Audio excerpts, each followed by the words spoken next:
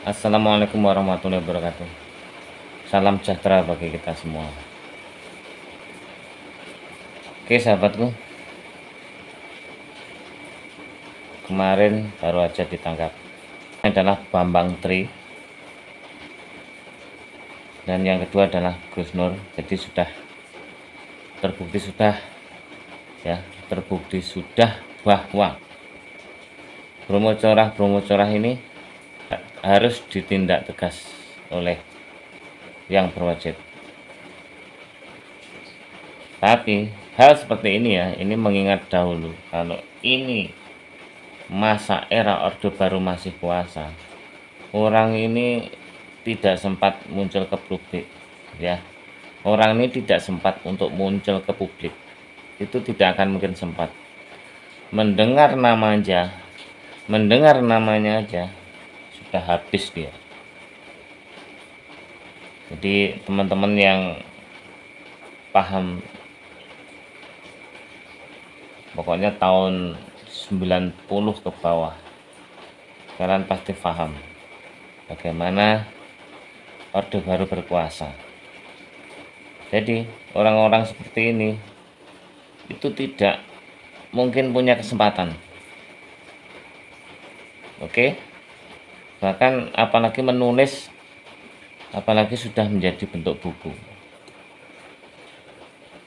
dan keluar begitu terangnya ya. Oke, intinya gini. Jadi bagi para pembenci, tetap saja apa yang dilakukan Jokowi di matanya juga salah. Bagi para pembenci, apapun yang dilakukan Jokowi di matanya selalu salah dan tidak akan pernah ada benarnya sampai kapanpun itu, karena dia sudah punya rasa benci, punya dasar begitu benci, bahkan dendam.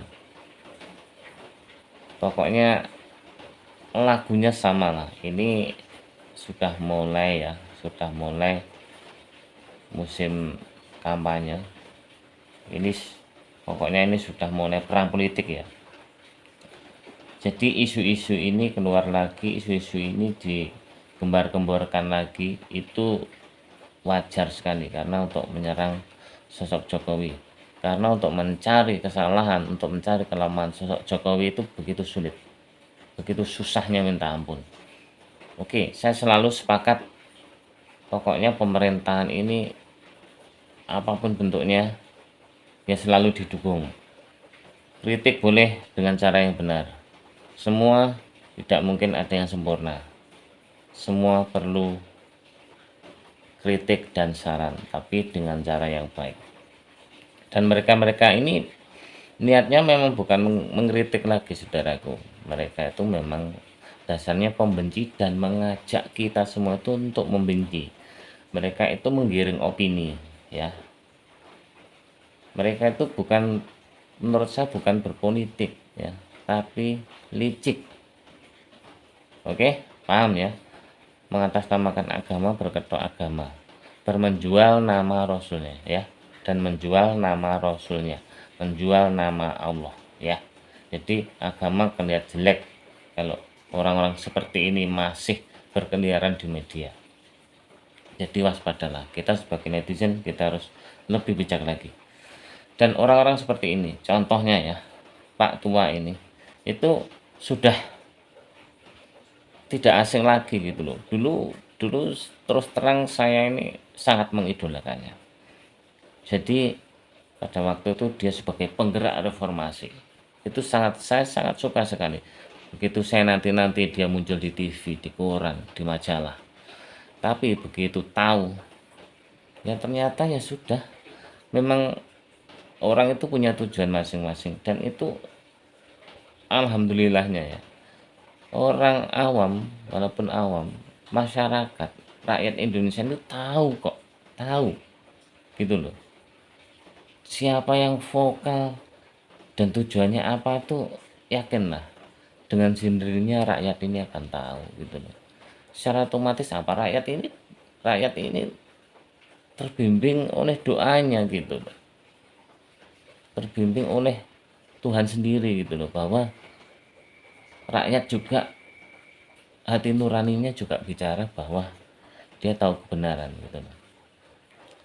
Masih ingat kok Pak Tua ini pada waktu itu ya mencalonkan presiden.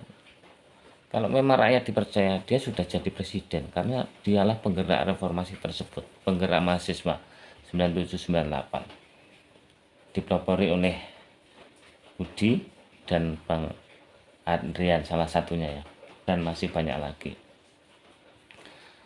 Jadi itulah, kita makanya sebagai netizen harus bijak,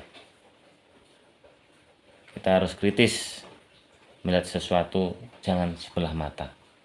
Ayo kita ulas lagi, dan banyak lagi ya orang-orang yang pokoknya ini lagu lama, orang lama yang dinyanyikan pun juga lagu lama, kan konyol gitu loh. Lagu lama tidak mempan dinyanyikan, jadi ya tetap saja mental gitu loh. Apalagi mereka yang menentang penuh Jokowi 3 periode gitu loh. Ini sangat menakutkan bagi mereka. Ini benar-benar terancam bagi mereka gitu loh. Dan aku lihat semakin kesini itu sebenarnya tokoh-tokoh dahulu yang pokoknya kubu sebelah ya, yang tidak pro dengan Jokowi itu sedikit-sedikit mundur dari media, tapi nggak tahu ya di latar belakang itu ya, toh pada faktanya juga muncul lagi gitu loh. Yang dulu-dulu pokoknya yang barusan di penjara itu dulu-dulunya juga dia mengatakan, berjanji kepada jamaahnya juga, dia mengatakan bahwa tidak akan berpolitik kan, ceramah tidak akan bawa hal-hal yang berbau politik. Nyatanya juga tetap aja gitu loh.